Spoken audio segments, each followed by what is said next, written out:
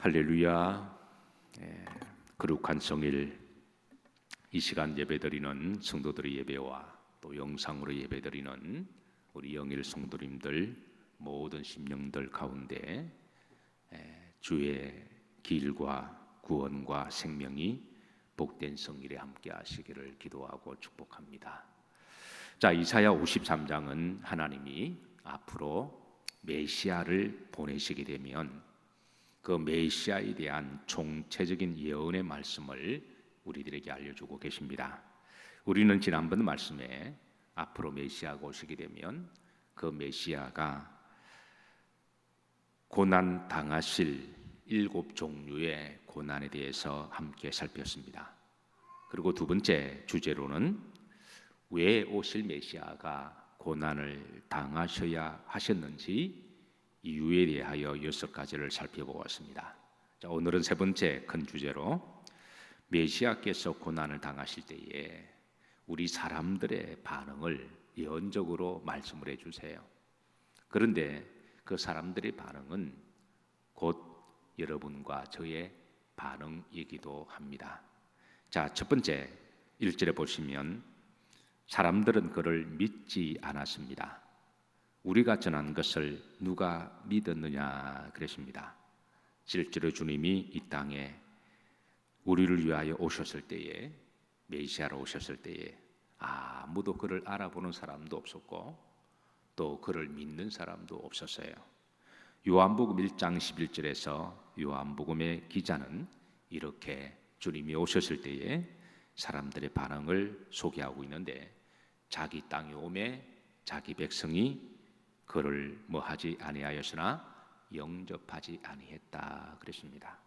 주님이 오셨을 때 만약 우리도 그 자리에 있었다면 우리도 영적인 눈이 어두워서 주님을 알아보지 못했을 것이고 또 주님을 영접하지 못했을 것입니다. 두 번째, 멸시를 당하실 때 우리도 그를 귀히 여기지 아니했습니다. 3절에 보시면, 후렴절에 보시면 우리도 그를 뭐하게 여기지 아니하였도다, 귀하게 여기지 아니하였도다 그랬습니다. 3절 초반절에 보시면 그는 우리의 허물과 죄악을 위하여 멸시와 고난을 당하셨음에도 불구하고 멸시를 받으시고 강고를 많이 겪으시고 질고를 하시고 멸시를 당하셨지만 그런데 우리도 그를 귀히 여기지 아니하였다라고 알려주고 있습니다.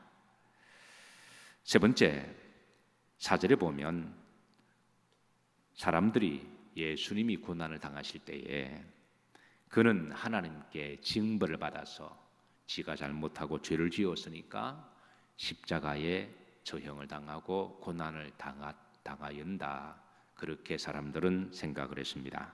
4절 중반절에 보시면 우리는 생각하기를 그는 뭐를 받아? 징벌을 받아 하나님께 맞으며 고난을 당한다 하였노라 그랬습니다.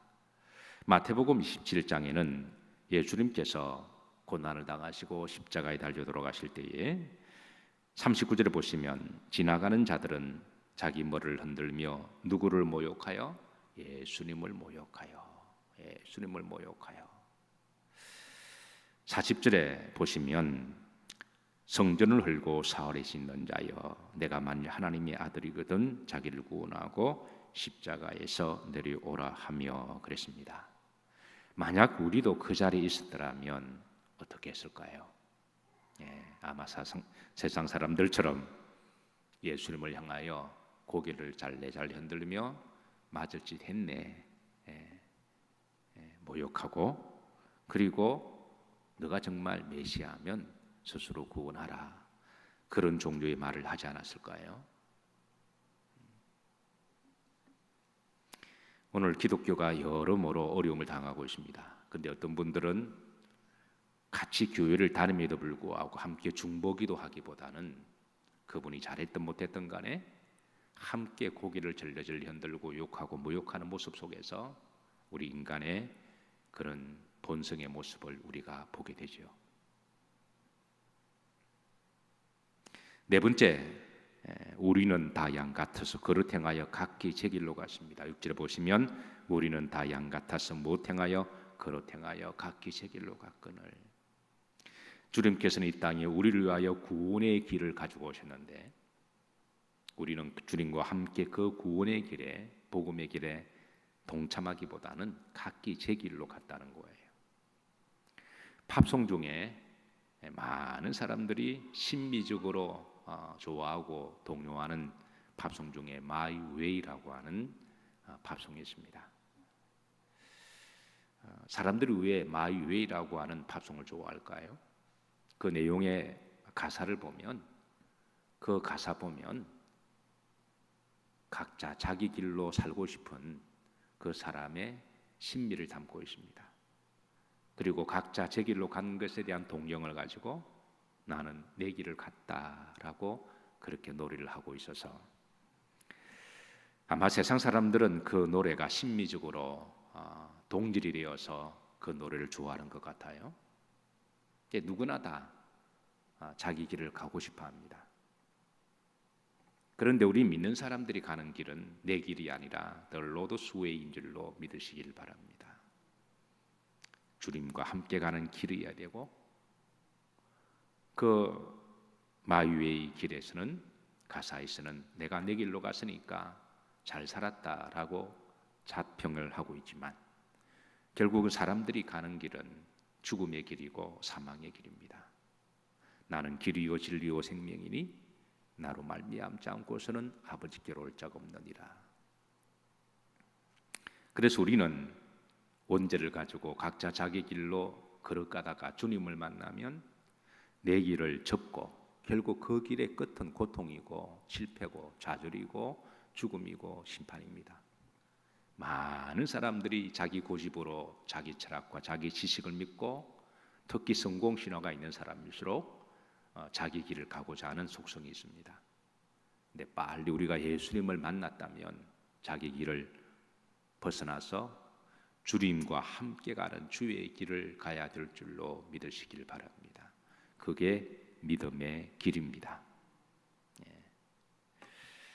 자, 그런데 이제 7절 이하로 보시면 예수님께서 고난 받으실 때에 어떤 태도를 보여주셨는지 우리들에게 알려주고 계세요. 메시아 되신 하나님이 이 땅에 오셔서 우리를 위하여 고난을 받으시고 십자가에 죽으실 때에 온갖 억울한 모함과 환난을 당하실 때에 예수님이 보여주신 태도를 통하여 오늘 이 시대 우리 그리스도인들이 살아가야 될 믿음의 태도를 하나님은 알려주고 계시는데, 자 7절입니다. 7절 다 같이 앞으로 가십니다. 그가 곤욕을 당하여 괴로울 때도 그의 입을 열지 아니하였으며 마치 도수장으로 끌려가는 어린 양과 털 깎는 자 앞에서 잠잠한 양같이 그의 입을 열지 아니하였도다. 곤욕을 당하실 때 또 괴로우실 때 어린 양처럼 어린 양 잡을 때 털을 다 벗기 전에 가죽을 벗기고, 그리고 죽일 때도 십자가에 달려 돌아가실 때도 그는 뭐를 열지 아니하였도다? 입을 열지 아니하셨다.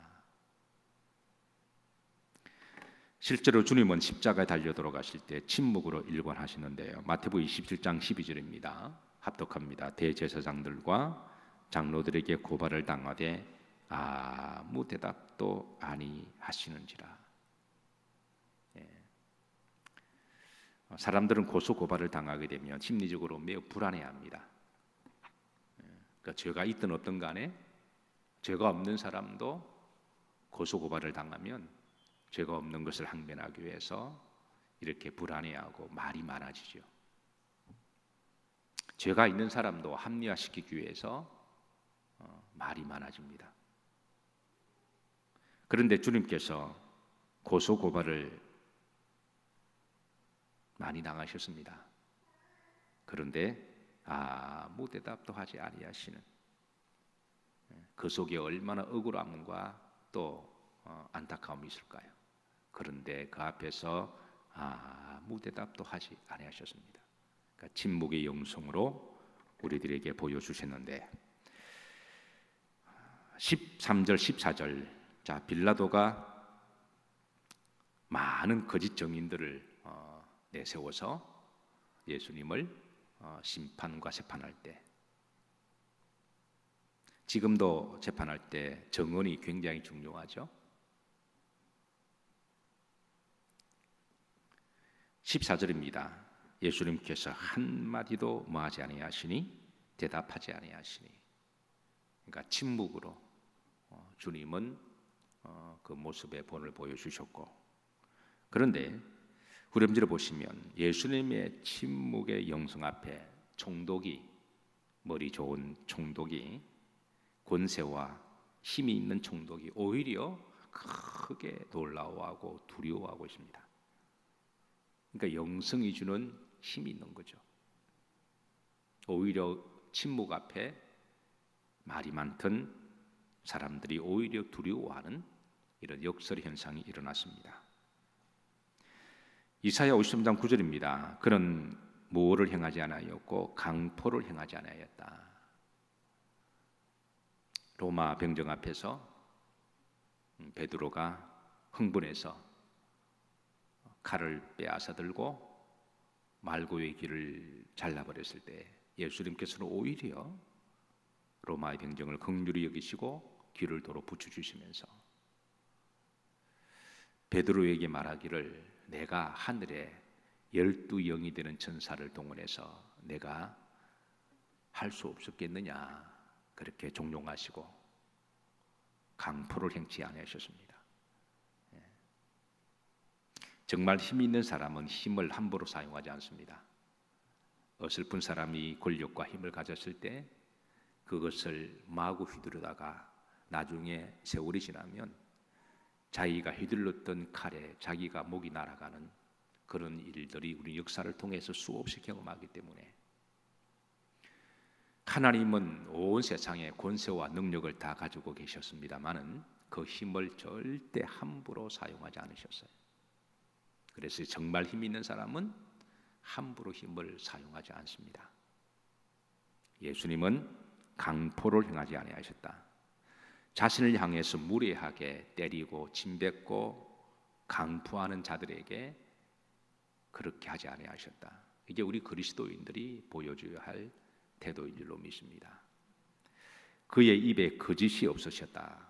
거짓 정인을 세워서 예수님에 해서 고소 고발을 통하여 많은 거짓 정인을 했을 때 얼마나 예수님이 그 마음이 답답하실까요? 우리는 흔히 마음이 답답하면 속을 그냥 확 다 까집어 버리고 뭐 이런 말을 하기도 하잖아요. 여러분들은 어떠십니까? 믿음 생활하시다가 때로는 내가 잘못했을 때도 그 잘못이 말이 일파만파가 되어서 잘못한 것 이상이 말이 많아지면 억울하다고 생각하죠. 내가 잘못하지 않았는데도 누가 나를 오해를 해서 말이 많아지면 그때 얼마나 아파하시나요? 그런데 여러분, 그것도 견디고 이기는 것도 믿음의 과정이라면 그것도 각자 우리가 견뎌야 되지 않겠습니까?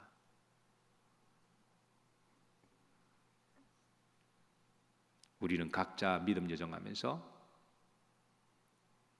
이런 일들을 크고 작지만 다 경험들을 하죠.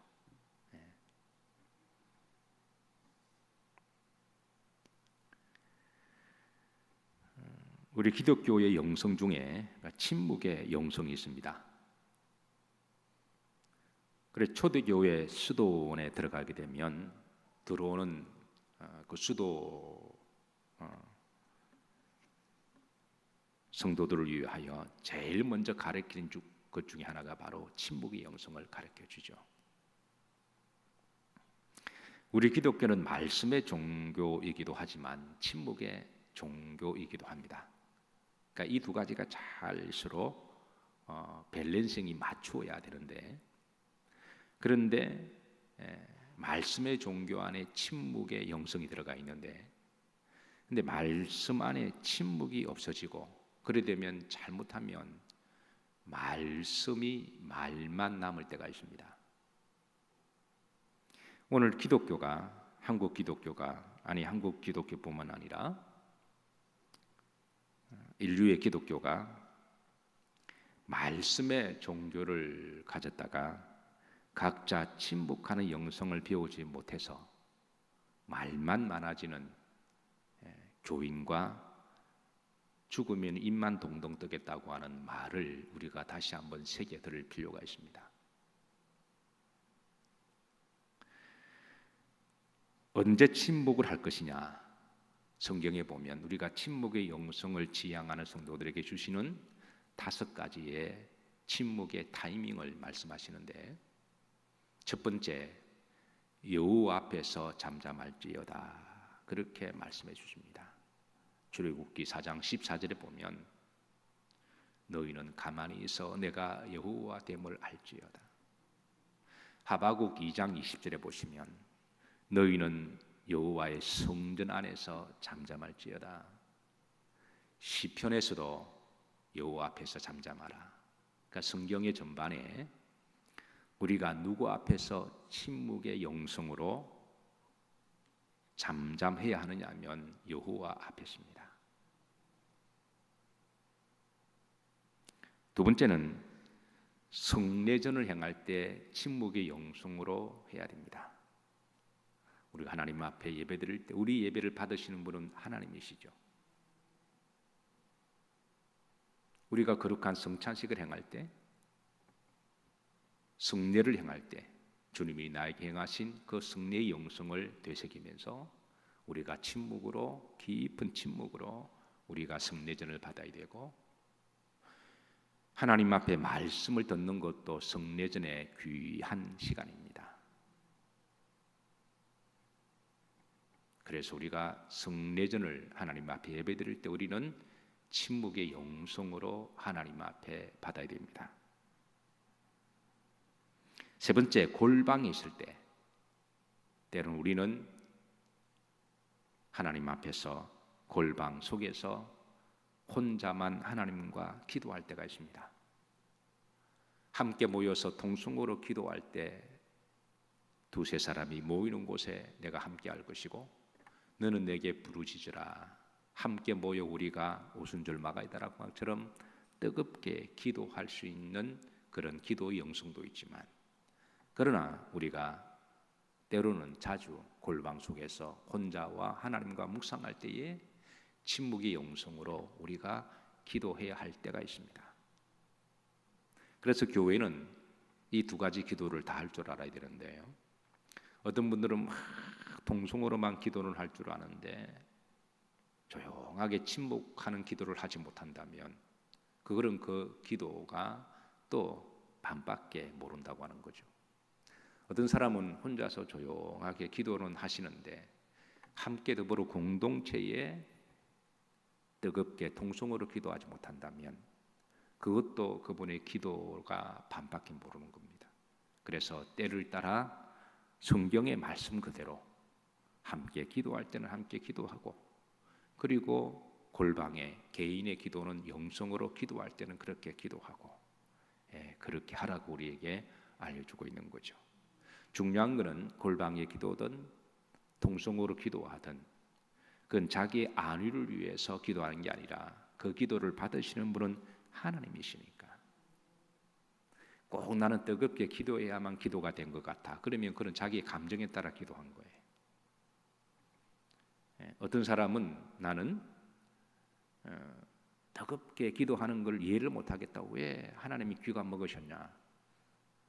어떤 사람은 그냥 조용하게 혼자서 기도하는 것만 기도라고 생각하면 그것도 본인의 감정에 따라 기도하는 거예요. 기도의 중요성은 내 감정의 충족 요건이 채워지는 게 아니라 하나님이 하라고 하시면 하나님이 들으시기 때문에 기도하는 그 믿음이 기도의 자세가 되어야 된다는 거예요. 그리고 우리가 진정으로 기도했다면 동성으로 했던 침묵으로 했던 하나님이 그 기도하는 자에게 성령의 감동을 주시는 분은 하나님이십니다. 중요한 것은 우리가 어떤 식으로 기도하든 하나님이 들으십니다. 우리는 그냥 하나님을 전적으로 신뢰하고 기도하면 됩니다. 언제 이루어 주실 거냐, 그것도 하나님이 하실 일입니다. 기도했더니 내가 원하는 타이밍에 응답이 안 된다고 실망하는 것도 그거는 믿음이 잘못된 거죠. 그 타이밍도 하나님이 정하십니다. 우리는 단지 하나님이 기도하라고 하시니까 하나님을 전적으로 신뢰하고 기도할 뿐이고, 그리고 하나님이 어떻게 응답하시는 건 하나님이 하실 일이니까 그걸 맡기는 것도 하나님에 대한 믿음이고 신뢰입니다. 그래서 우리가 이런 때 더욱더 기도해야 될 줄로 믿으시길 바랍니다. 네 번째, 어떻게 언제 우리가 침묵을 해야 할 것이냐? 말이 많을 때. 오늘 주님께서 주변 사람들이 주님을 심판하기 위해서 모두가 다 한마디 하죠. 로마 법정에서 또 십자가에 달려 돌아가실 때 고개를 잘래 흔들며, 그러니까 참 세상에 말이 많습니다. 우리 그리스도인들은 말이 많을 때 한 말을 내 말을 더 보태봐야 그 말이 뭐 그리 대단한 말이 되겠습니까? 말이 많을 때 우리가 침묵하는 법을 배워야 할 줄로 믿습니다. 마지막으로 환난과 핍박과 어려움을 당할 때 우리는 침묵하는 법을 배워야 됩니다. 내가 억울하다고, 내가 분하다고, 내가 원통하다고, 내가 십자가를 지금 당한다고 그렇게 말을 막 해버리면 그 말이 분노가 되어버립니다.